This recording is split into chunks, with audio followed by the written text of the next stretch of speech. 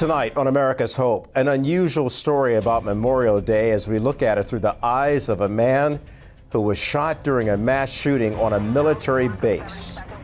Captain John Arroyo Jr. joins us with his story of being attacked at home, the story of a Green Beret who survived the Fort Hood mass shooting. America's Hope starts now.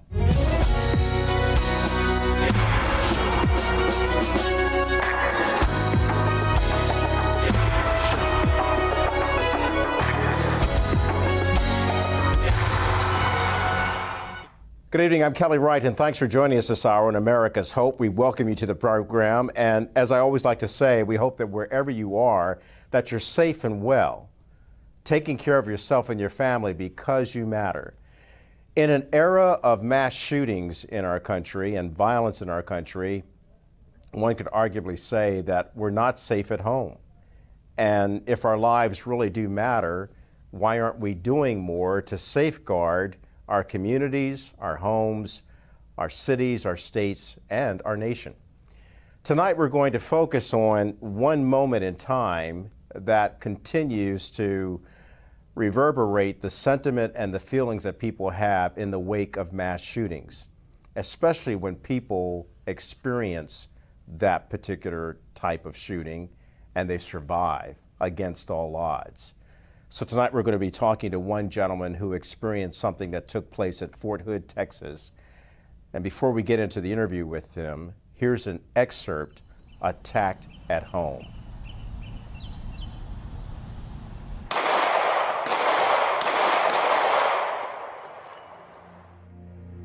My friend calls me and she said, "Did you know there's a shooting?" And I was like, "Oh my gosh, don't tell me John was shot."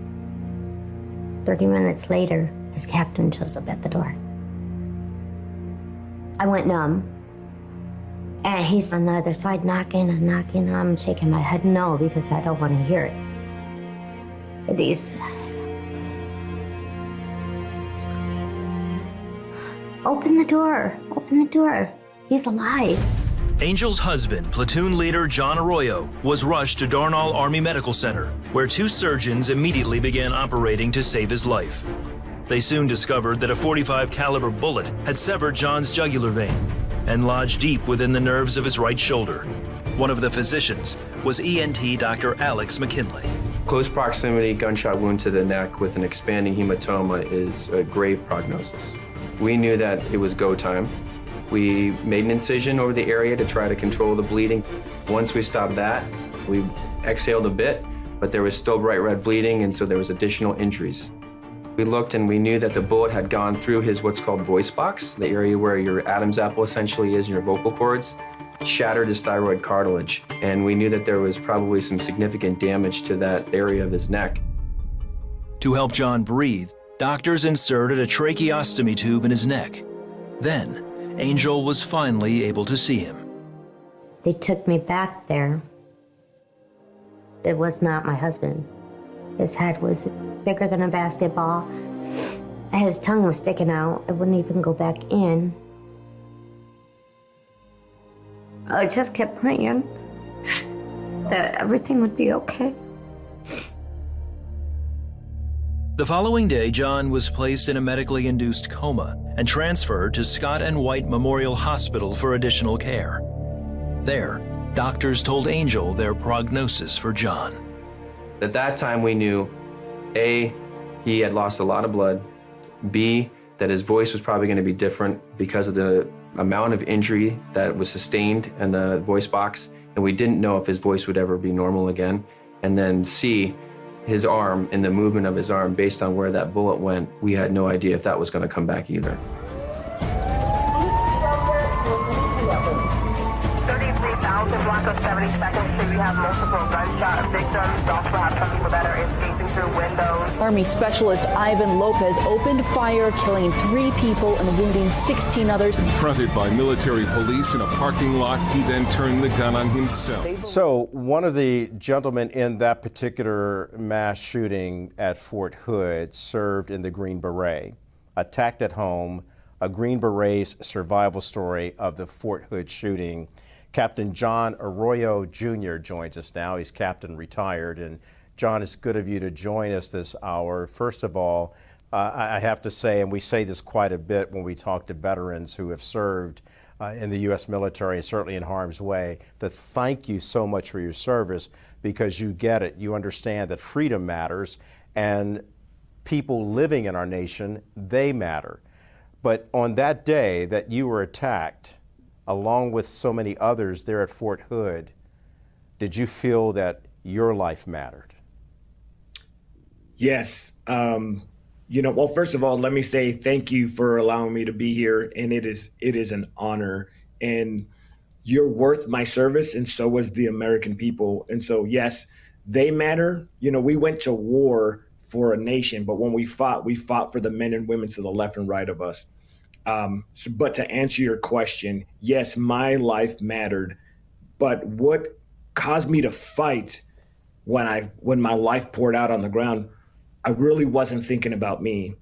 I began to think about my family. I began to think about my wife and my children. And like so many veterans, we go to war, again, for a nation.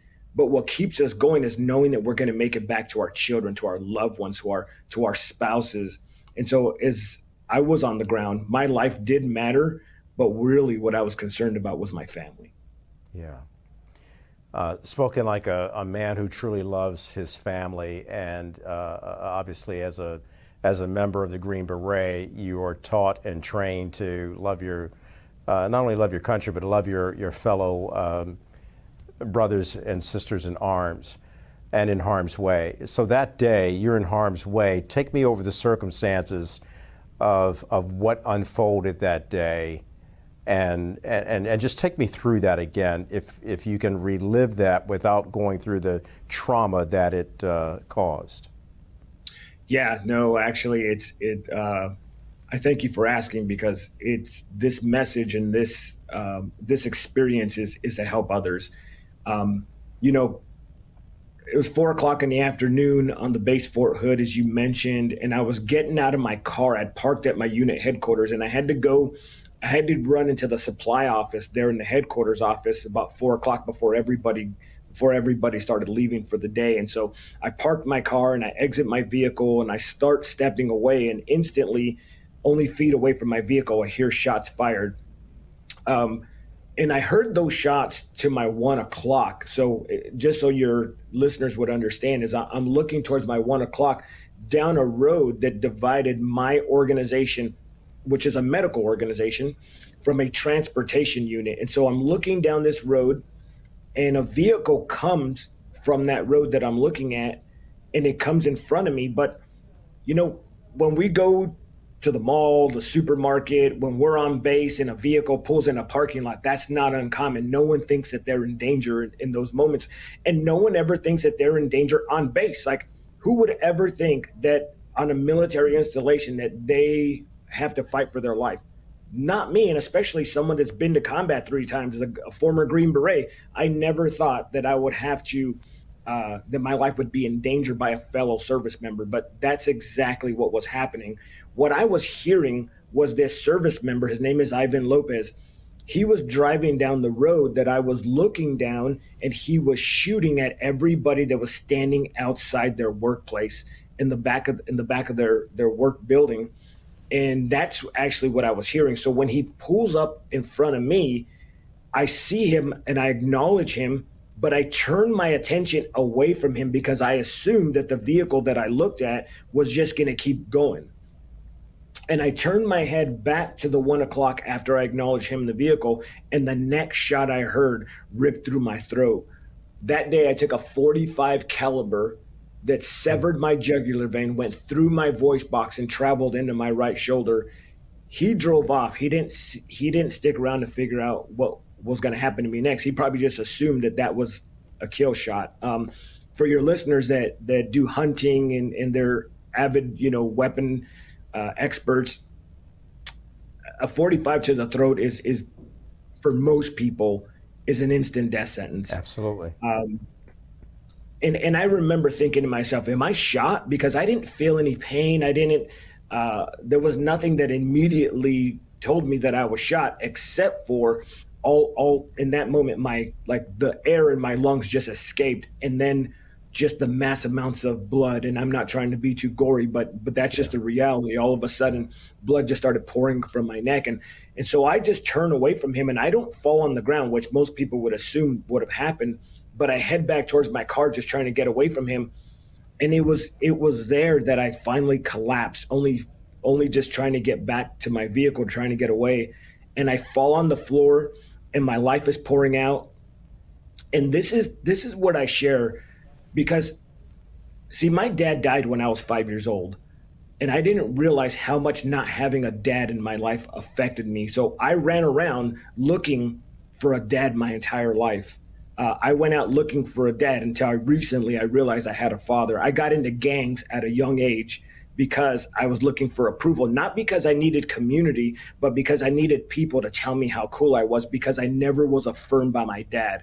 And then when I became a Green Beret, initially I didn't want to be a Green Beret. I just wanted to tell people I wanted to be a Green Beret so they would give me all their fanfare, right? And so, and all that was the root of never being affirmed by my dad, never hearing I love you and I'm proud of you. So I needed people to tell me that they were proud of me.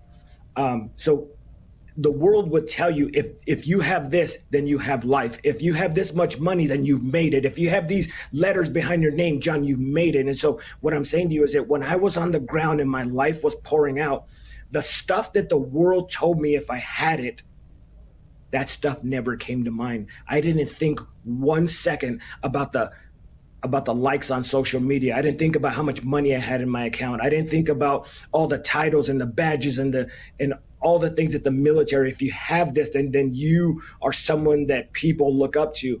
What I thought about in those moments were the people that I sacrificed most. And the only thing that came to mind is when I thought I only had seconds to live, were the people that I sacrificed most. And it was my children and it was my wife. And in that moment, I hear this audible voice, John, get up or your wife will die. I couldn't, I didn't know what was going on in that moment. Wait, John, get up or your wife will die? That's exactly what I heard. And I actually heard it twice. And the second time I heard it, I heard in a more stern tone. But here's why. You know, if we walk into the homes of the American people today, we would get a backdoor view, right, of what's going on in their life. This is what was happening in my life. 6 months before I was shot, when we left from North Carolina, and we were new to Fort Hood, Texas. We had only been there 5 months. My mother-in-law and my father-in-law both died 9 days apart, 6 months before I was shot. 2 years before that, my brother-in-law died in a hunting accident. And so my wife had lost her mother, her father, and her brother in such a short period of time. And when I was an angry, mean, drunk Green Beret back in the day, coming back and forth from deployments, I used to beat my family down with my tongue. I didn't put my hands on them, but I could take my frustrations. I can bring war back into my home. And that's exactly what I did. And my wife during that time was a 2-time suicide survivor. So what am I saying to you? Is that God stepped into that moment and said, John, if you don't get up, your wife is going to take her life. And this time she will not make a mistake.